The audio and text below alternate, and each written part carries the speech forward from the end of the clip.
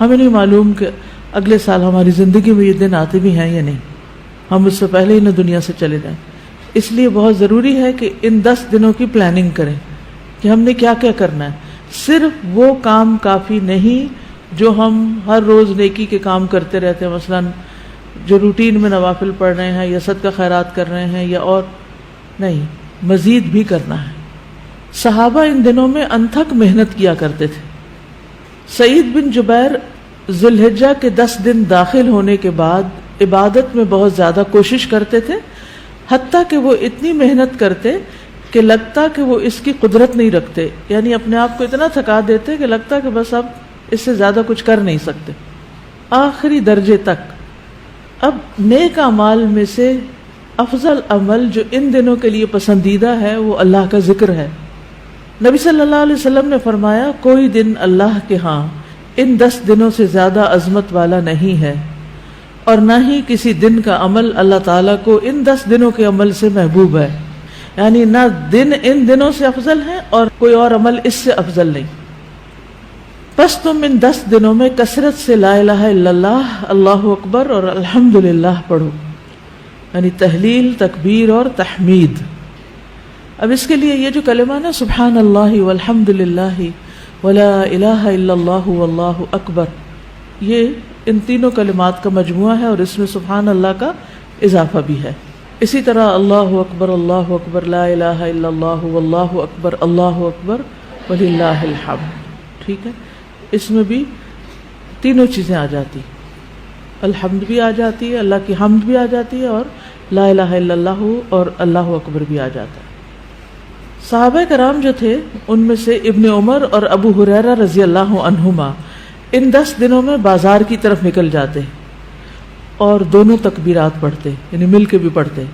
لوگ ان کی تکبیر سن کر تکبیر کہتے، یعنی یہ پڑھتے تو جو سنتا تو وہ بھی کہنا شروع کر دیتا. تو لوگ ان کی تکبیر سنتے کا کیا مطلب ہے کہ یہ تکبیرات اونچی آواز سے پڑھ رہے ہوتے.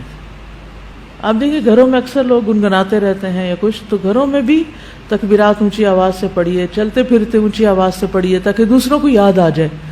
اونچی آواز سے پڑھنے کا مقصد اصل میں کیا ہے؟ یاد دہانی، کہ دوسرے لوگ بھی پڑھنا شروع کر دیں. پھر اسی طرح محمد بن علی جو تھے، ان صحیح بخاری میں آتا ہے کہ وہ نفل نمازوں کے بعد بھی تکبیر کہتے تھے. یعنی نفل نماز پڑھ کے، جیسے تہجد کے پڑھے یا چاشت اشراق کے پڑھے یا پھر اس کے علاوہ، تو وہ نفل پڑھ کے بھی تکبیر پڑھتے تھے. اسی طرح عورتیں بھی تکبیرات پڑھتی تھی. ابن عمر منا کے ان دنوں میں نمازوں کے بعد بستر پر، راستے میں اور دن کے تمام ہی حصوں میں تکبیر کہتے، یعنی وہ ہر موقع پہ کہتے. انہوں نے صرف نفل کے لیے خاص نہیں کیا تھا، یہ صرف بازار کے لیے ہی نہیں بلکہ بستر پہ بھی کہتے اور راستے میں بھی اور خیمے میں بھی اور ہر جگہ. اور ان میں سے کوئی بھی آپ الفاظ پڑھ سکتے ہیں، اللہ اکبر لا الہ الا اللہ واللہ اکبر وللہ الحمد، اور اللہ اکبر وللہ الحمد، اللہ اکبر. اسی طرح اللہ اکبر کبیرہ، اللہ اکبر و اجل، اللہ اکبر وللہ الحمد. پھر اللہ اکبر کبیرہ، تو اللہ اکبر کبیرہ والحمد للہ کثیرہ وسبحان اللہ بکرۃ واصیلا بھی آپ پڑھ سکتے ہیں. ٹھیک ہے، آخر میں اللہم اغفر لی بھی کہہ سکتے ہیں. دوسرا اہم کام جو ان دنوں میں کرنے کا ہے وہ 9 ذی الحجہ کا روزہ ہے. اس روزے کی خاص فضیلت ہے جس سے انسان کے گناہ معاف ہوتے ہیں، اور یہ دن 1 سال گزرے ہوئے اور 1 سال آنے والے گناہوں کا کفارہ بنتا ہے. لیکن اس کے علاوہ بھی آپ باقی دنوں میں روزے رکھ سکتے ہیں. خاص طور پر جن کے رمضان کے روزے رہتے ہوں وہ ان دنوں میں قضا کر لیں. جو شوال میں نہیں کر سکے، ذوالقعدہ میں نہیں کر سکے، اب ذوالحجہ میں کر لیں. اجر کا اجر ہے اور اپنے فرض کی ادائیگی بھی ہو جائے گی.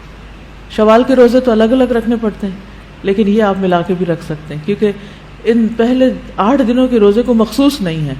یہ ہم نفلی روزے ثواب کی خاطر رکھتے ہیں، لیکن اگر قضا رکھ لیں تو بہت اچھا ہے.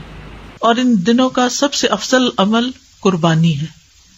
اقوال میں تسبیحات ہیں، افعال میں قربانی. تو مجھے امید ہے کہ آپ سب نے قربانیوں کا بندوبست کر لیا ہوگا. اگر ہر شخص الگ الگ نہیں کر سکتا، تو مل کے بھی اکٹھے ہو کے بھی قربانی کر سکتے، کیونکہ جان کا صدقہ تو کبھی بھی کیا جا سکتا ہے. تو عام دنوں میں کرنے کے بجائے ان دنوں میں انسان کر لے، ان دنوں میں پیسے جمع کرا لے. خاص طور پر غریبوں تک جو پہنچایا جاتا ہے گوشت، اس میں انسان اپنا حصہ ڈال لے.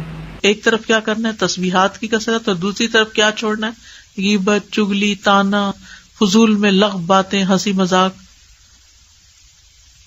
اپنے شر سے دوسروں کو محفوظ رکھنا، اپنی زبان سے دوسروں کو اذیت نہیں دینا، بدگمانی، تجسس، ٹوہ نہیں لگانا، آر نہیں دلانا، نفرت و بغض نہیں کرنا، ظلم نہ کرنا ہے نہ ہونے دینا ہے، کسی کو بے عزت نہیں کرنا، آر دلانا اور تانا دینے والی عادتوں کو چھوڑنا ہے. ٹانٹنگ، وہ جو عادتیں ہوتی ہیں نا، ان کو بھی چھوڑنا ہے. غصہ نافذ کرنے کی طاقت رکھنے کے باوجود اس کو چھوڑ دینا ہے. گالی گلوچ، بد زبانی، ان چیزوں سے بھی بچنا ہے. مسلمان کو ہر طرح کی اذیت دینے سے رکنا ہے. رشتہ داروں کی قطع تعلق ہی نہیں کرنی، ان کو منانا ہے. ظالم رشتہ داروں پر بھی مہربانی کرنی ہے. اپنے شر سے پڑوسیوں کو بچانا ہے. اپنے ایمان کی تجدید کرنی ہے.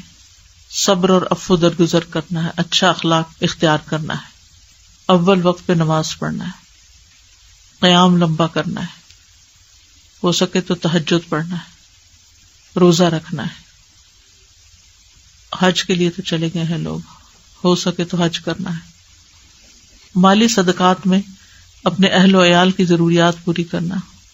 ناراض رشتہ دار کو تحفہ دینا. اپنے بہن بھائیوں کی یا اپنے دوستوں کی ضروریات پوری کرنا. پانی پلانا. ایسا صدقہ جو خود کو محتاج نہ کرے کسی کا. ناراض لوگوں کو آپس میں صلح کرانا. کسی کو خوش کرنا، کسی کی پریشانی دور کرنا. پھر اپنے نفس اور خواہش سے جہاد کرنا. لوگوں کو اپنی برائی سے محفوظ رکھنا. اور صدقے خیرات میں کھانے پینے اور دیگر چیزوں کے علاوہ اچھی کتابیں، اچھے پیمفلیٹس اور خصوصاً اس ٹاپک کی اویئرنیس لوگوں میں کریٹ کرنا ہے.